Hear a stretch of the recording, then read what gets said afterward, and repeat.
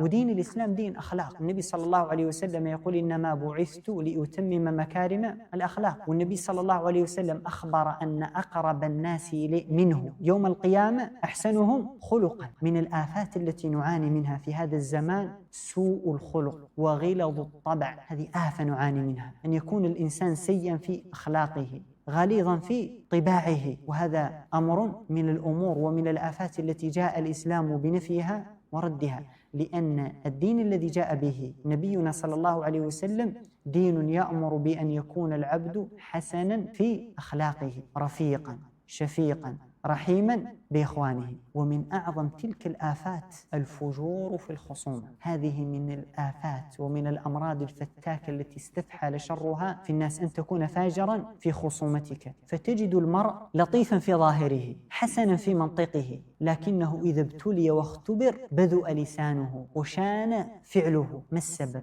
هو أنه عنده أخلاق مستكنة مستترة في قلبه، إذا ابتلي وإذا أثير غلبت عليه، وهذه ليست من أخلاق أهل الإيمان، بل هي خصلة من خصال المنافقين، كما جاء في حديث عبد الله بن عمرو بن العاص قال النبي صلى الله عليه وسلم 4 من كن فيه كان منافقا، ومن كانت خصلة منهن فيه كانت فيه خصلة من النفاق حتى يدعها، ثم قال وإذا خاصم فجر. فالفجور في الخصومة ليست من أخلاق أهل الإيمان، إنما هي من أخلاق النفاق. العبد قد تكون فيه خصال مستترة، الخصال المستترة لا يعلم بها إلا إذا ابتلي العبد وأثير. فخلق الحلم والعفو لا يعرف إلا عند الغضب. كيف يعرف الرجل الحليم وكيف يعرف الرجل العفو؟ متى يعرف؟ إذا أثير. عند الغضب يعرف الحليم من المتحالم، يعني ممن يدعي الحلم. لهذا الإنسان ينتبه لنفسه. بعض الأخلاق تستتر في فؤادك، فإذا ابتليت وأسرت ظهرت عليك. وأعظم تلك الآفة أن تتسلل تلك الأخلاق إلى من ظاهره الاستقامة. يكون الإنسان في ظاهره مستقيما، فإذا خاصم أو إذا ابتلي فجر في خصومته، فتخرجه تلك الخصلة عن الاستقامة، لأنك لن تكون مستقيما إلا إذا أقمت نفسك على ما جاء به النبي صلى الله عليه وسلم.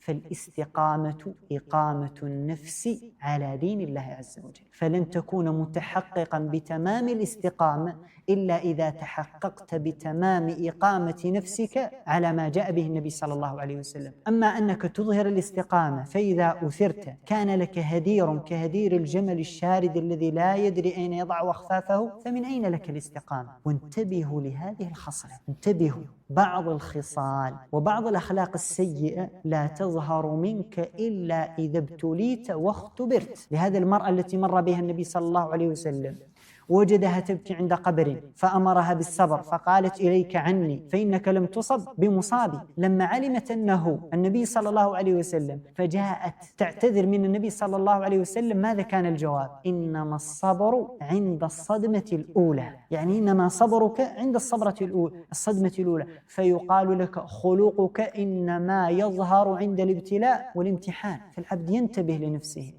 خصوصا إذا كنت صاحب استقامة، فأنت سفير لمنهجك، وأنت سفير لدينك، وأنت سفير للطريقة التي تدعيها. أما أن تعلو المنبر خطيبا وتجلس على الكراسي مدرسا وتجلس في المجالس واعظا، فإذا ابتليت ساءت أخلاقك وبذؤ لسانك وشانت أفعالك، فهذا أمر لا يصلح للمؤمن. لهذا جعله النبي صلى الله عليه وسلم من أخلاق المنافقين. ومن محاسن أشعار العرب قول قائلهم لا تمدحن امرأ حتى تجربه وأخبر مودته بالفت والعنط. لا تمدحن امرأ حتى تجربه وأخبر مودته واختبر حبه بالفت والعرض. فكل إنسان إظهار البشاشة وإظهار اللين وإظهار اللطف أمر هين، لكن اختبر وجرب ترى.